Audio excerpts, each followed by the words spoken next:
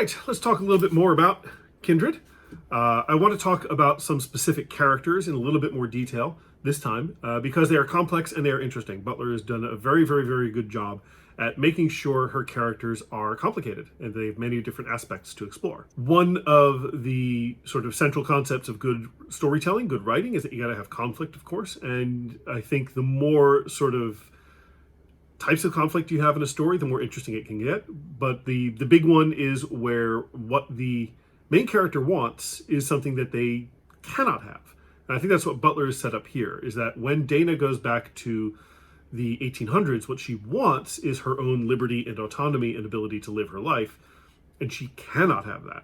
It is not available to her in the early 1800s, so she has to adapt and make some changes. So Dana of the 1970s, as an independent woman who has choices to live her own life, we get a few flashback chapters or bits where she talks about how she has chosen what job she wants. She chooses her husband. She is able to decide what her life is going to be.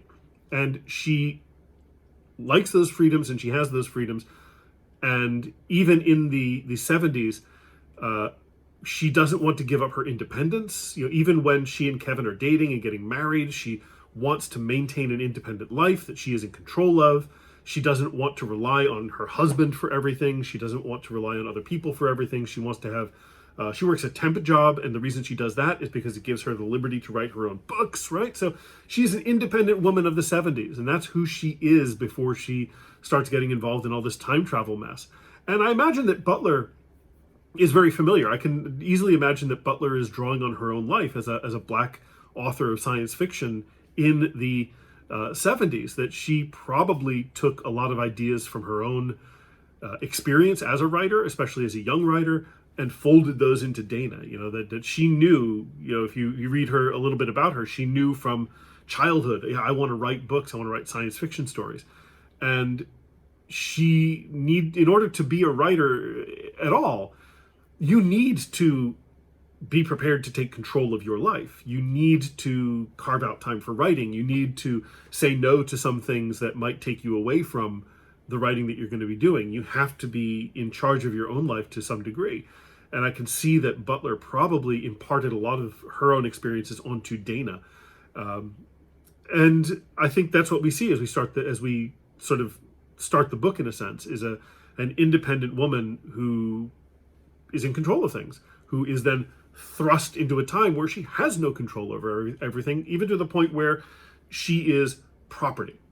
She is the thing that is controlled. So she goes back to this time, and early in her travels, she makes some rookie mistakes, honestly. She tries to stand up for herself. She tries to talk to Rufus and Tom Whalen, the owners of this plantation, like equals. She wants to encourage the other enslaved people on the plantation to try to learn to read, to fight for their freedom. She wants to do all of these things, but she very, very quickly learns that she can't. Doing that will get her beaten if she's lucky.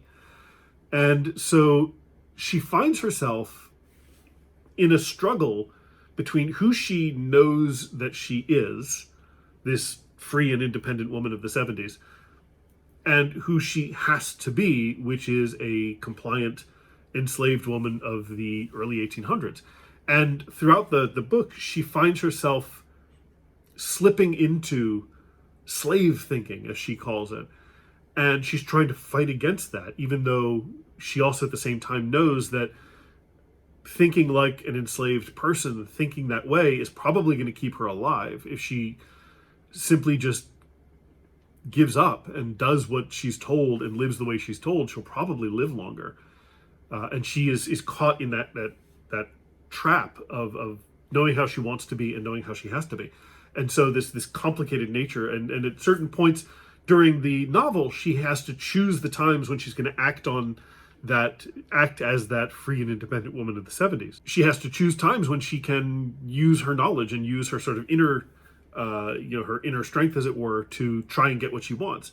And this gets into the complicated relationship with Rufus. Now, Rufus is her great something ancestor. We see him at several stages of his life because there's a weird time dilation thing going on. We see him as a child, almost drowning in a river. We see him as a slightly older child, nearly burning his house down. And we see him growing up. And one of the things that Dana is trying to do as she meets him at these points in her life is try to teach him, is try to encourage him to think differently and to maybe break off the tracks that he set on to become, to inherit the plantation from his father and become a slave owner himself. And she really does try. She really does try. The first time she gets to talk to him, he uses, in reference to her, he uses the N-word, and she gets very upset about this because in the 1976, you don't just casually toss that word around. But Rufus does, and she kind of, like talking to a child, says, how would you feel if I called you something nasty and unpleasant, right? Trying to make him look at things from her point of view.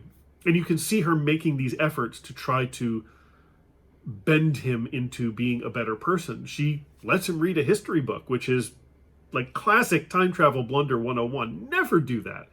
But she gives him a history book, and he's flipping through it about the 20th century, and he calls it abolitionist trash. And she keeps trying very, very hard to teach him to sort of reject the commonly accepted ideas of his time. She's trying very, very hard to make him a better person, in a sense. It doesn't really work, unfortunately. And we see him fighting this as well, trying to treat her like a person who is worthy of respect, while at the same time understanding that she is a black woman who is by default not worthy of respect at the time.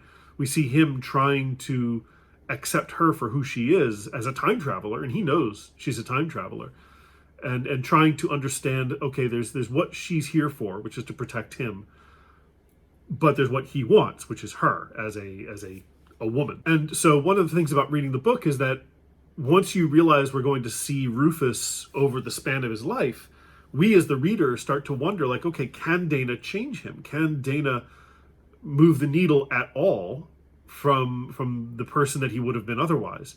And she kind of does, a little bit. By the end of the book, he is resolved to set his children free. Okay, great, fantastic, good job, Rufus. But at the same time, he has done terrible things. He beats Alice. Alice is a girl on his plantation. She is Dana's great something grandmother, and Rufus wants her so much that he buys her and beats her to bring him back to the plantation. This is not what you do with people you love. No. So yeah, Rufus is kind of caught in a sense as well, that he knows what he has to do to be a man of power, a white man of power, and his time. And there's this person telling him, you don't have to be that. But if you choose to reject those ideas, then it means you're going to lose power. It means you're going to lose this plantation if you don't act in the way that you're expected to act. You're going to lose your father's respect insofar as you have any of that. So Rufus has to also make these moral choices, and in a sense, he loses in the end. He doesn't really learn the lessons that Dana's trying to teach him, and he pays for it, which is unfortunate. Again, you kind of feel bad for him for a while, but then you're like, wait a minute, no, this guy owns human beings and beats them when they misbehave. That's not good. But at the same time, you're reading the book, you're like, oh, poor Rufus. That's terrible. So I always do enjoy it when an author can do that, when an author can make us feel bad for people who are objectively not the good guys.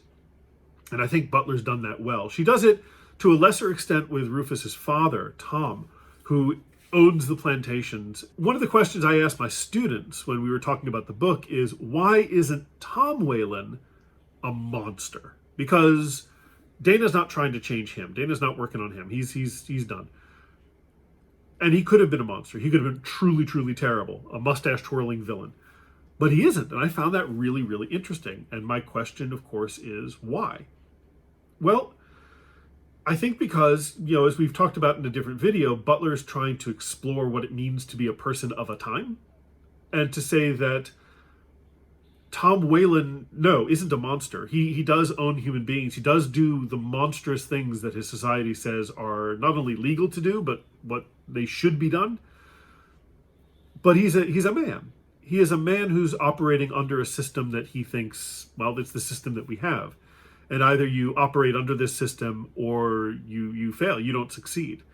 And so for Tom Whalen, what that meant was owning human beings, beating them when they step out of line, but he is able to keep up some tiny ember of sort of personal morality by doing what he promises to do, right? So at a certain point, Rufus promises to send letters from Dana to Kevin because Kevin's been stuck in the past for a few years now. Rufus promises to send these letters if Dana will help get Alice into Rufus's bed, essentially. And we find out that Rufus doesn't send the letters. He never does. And his father punishes him for that. And his father steps up and writes to Kevin and says, hey, your wife is here with us right now. Come get her. So, yeah, he does the right thing because it was promised. And great. Okay. So that is a little ding, good job on Tom Whalen. But at the same time, he's still a slave owner. And that is not good. So I think this idea of people being complicated, of there being, you can have a person who is bad who can still do good things.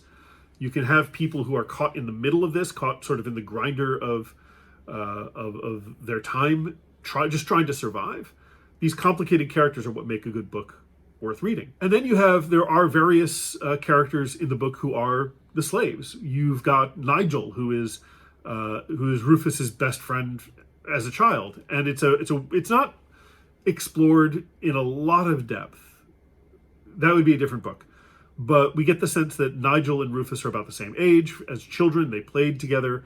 And even as they got older, they had the sort of relationship where Nigel could joke with Rufus, joke about his driving and stuff like that. But then you are starkly reminded when Nigel maybe tries to step over a line, who's in charge. We have another character, Lucas, I think his name is, who gives Dana some really good advice, which is just whatever the white people tell you to do, just smile and nod and say, yes, absolutely, oh, absolutely, never argue, and then go do what you're going to do anyway, because they never really check. And he's very sort of complacent in that, and that ends up getting him sold down the river. You've got Sarah, who has had several children, and they've all been sold away. And if anybody is sort of the most set in their ways, it's probably Sarah, because she has been shown repeatedly that you cannot fight this system. This system will take your babies away. The only reason she has her daughter Carrie is because Carrie is mute and therefore is less financially viable than maybe her other children. And so Sarah is very much a don't rock the boat type character. Let's just get along to get along. But yeah, they're not the major part of this, but they are the support system that Dana uses in order to survive in this place. And they're the people who teach her how to live. Who teach her how to do the things that she needs to do in order to survive. And again, what's really interesting about this in terms of being a time travel book is that at a certain point, everybody on the plantation knows what Dana's deal is. Everybody knows that she's from the future, at the very least. They don't really care. They're not asking about stock tips or to know what's going to happen in the future, but they all understand she's not from here. She's not equipped to survive in this time and place, and a lot of the slave characters really do try to help her navigate this from different points of view. Again, from we can joke with them to just listen and then to do what you want to get along to get along. So pretty much every character in this book is going through some sort of real moral quandary. Kevin, I'll do one last one and then we'll finish this up.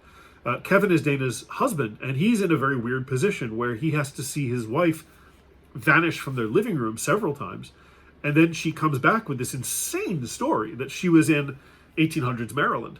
And it doesn't really click for him as being real. He sort of has to trust her that what she's experienced is real, first of all. But then once he ends up getting taken with her, and then abandoned, not willingly, but at one point he's taken with her, and then she ends up going back to 1976 without him. He lives for about 5 years in the past on his own. And so, again, Kevin has to kind of wrestle with the idea of being a modern 20th century man who knows that slavery is wrong, but who is existing as an 18th century white man who has a certain amount of power just by virtue of being a white man in the 18th century. And he has to learn how to sort of avoid the trap of taking use of that, right? It would be very, very easy for him to be a privileged person in the 1800s and to think, Yeah, okay, yeah, this is good. This is good. This is working for me. And he does. He's not the main character of the books. We don't get as much from him as we do from Dana. But we do learn that he joins an abolitionist movement. We do learn that he gets injured trying to help people escape.